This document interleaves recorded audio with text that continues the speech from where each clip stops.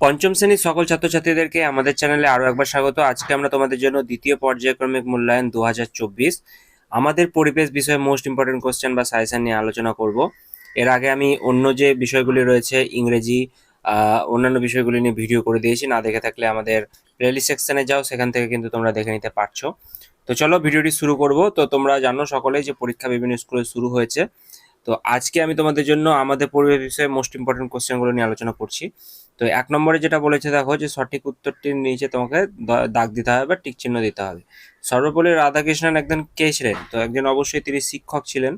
তারপরে বলেছে স্বাধীনতার জন্য লড়াই করেছিলেন কে? এখানে দেখো সূর্য সেন রয়েছে, স্বামী বিবেকানন্দ রয়েছে, কাজী নজরুল ইসলাম রয়েছে।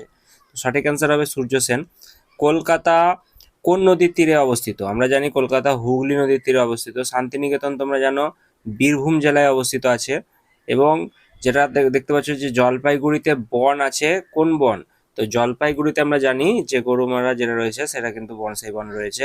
তারপরে চলে যাবো, দেখো নোনা জলের মাছ তোমরা কি অবশ্যই জানো, সেটা জানাবে কমেন্ট সেকশনে। আর দার্জিলিং এ কি বিখ্যাত? দার্জিলিং এ আমরা জানি চা বিখ্যাত। ঠিক আছে। বিদ্যুৎ তৈরি করতে কি লাগে? বিদ্যুৎ তৈরি করতে আমরা দেখেছি কয়লা লাগে। ঠিক আছে, কয়লা।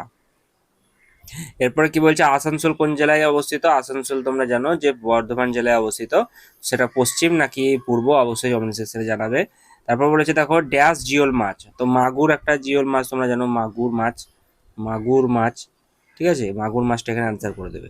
এরপরে চলে যাবো, দেখো ধান ও কাটা, ধান কাটা ও ঝাড়ার যে যে আধুনিক যন্ত্র সেটার নাম কি?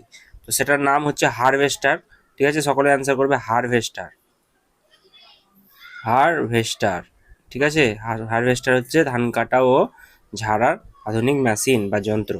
রায়গঞ্জের পাখিরালয়ের নাম কি? রায়গঞ্জের পাখিরালয়ের নাম হচ্ছে কুলিক। ঠিক আছে, কুলিক হচ্ছে রায়গঞ্জের পাখিরালয়ের নাম। তারপর বলেছে পশ্চিমবঙ্গে উঁচু পর্বতশৃঙ্গের নাম কি? তো তোমরা সকলে জানো যে সান্দাকফু। ঠিক আছে, সান্দাকফু যেটা হচ্ছে রয়েছে সেটা হচ্ছে আমাদের পশ্চিমবঙ্গ পর্বত সর্বোচ্চ উঁচু পর্বতশৃঙ্গ। ঠিক আছে, সান্দাকফু। এরপরে চলে যাব, তারপর কি বলেছে দেখো নেক্সট প্রশ্নে, কোন জেলার মাটি ধান চাষের জন্য ভালো? পশ্চিমবঙ্গ। পশ্চিমবঙ্গে তা তোমরা জানো যে পশ্চিমবঙ্গে ধান চাষের জন্য আমরা সকলেই জানি যে ভালো উন্নত ধরনের মাটি রয়েছে। এবং কোন জেলায় রয়েছে সেটা বর্ধমান নাকি কোথায় সেটা অবশ্যই জানো। একটি অর্থকারী পোকার নাম লেখো। তো একটি অর্থকারী যে পোকা তোমরা সকলে জানো সেটা রেশম। রেশম লিখে দেবে। তারপরে চলে যাব আমরা একজন বিজ্ঞানীর নাম, তোমরা রেখে দেবে আচার্য জগদীশ চন্দ্র বসু। তারপরে চলে যাব, কি বলেছে পশ্চিমবঙ্গে মালভূমি অঞ্চলে যে জেলা রয়েছে সেগুলোর নাম লিখতে বলেছে। তো মালভূমি অঞ্চলে কোন কোন জেলা রয়েছে সেগুলো লিখবে। নিত্যবাহী নদী কাকে বলে, তার উদাহরণ দাও। দুজন স্বাধীনতা সংগ্রামীর নাম লিখতে বলেছে এবং তিতুমির বিখ্যাত কেন? দুজন স্বাধীনতা সংগ্রামীর নাম তোমরা লিখতে পারবে আশা করি সহজেই। একটা স্বাধীনতা সংগ্রামী ভগৎ সিং আছে, আর একটা রয়েছে সূর্য সেন। ঠিক আছে, এরকম ভাবে এবং তিতুমির কে ছিলেন তার ব্যাখ্যাটা দিতে বলেছে। জমিতে বেশি কীটনাশক ব্যবহারের কুফল কি? তো তোমরা জানো জমিতে বেশি ধরনের যদি কীটনাশক ব্যবহার করা হয় তাহলে সেই মাটি কিন্তু অবশ্যই খারাপ হবে এবং ফলনে অসুবিধা হতে পারে। এরকম টাইপের জিনিসগুলো তোমরা এখানে লিখে দেবে। তো এটাই ছিল তোমাদের আমাদের পরিবেশ বিষয়ে মোস্ট ইম্পর্টেন্ট কোশ্চেন বা সাজেশন। এই প্রশ্নগুলো তোমরা করে যাও, এখান থেকে তোমাদের কিন্তু কমেন্ট পাওয়ার মতন প্রশ্ন রয়েছে। ঠিক আছে, তো আশা করছি এই ভিডিওটি তোমাদের ভালো লেগেছে। ভালো লাগলে অবশ্যই একটি লাইক করে দেবে।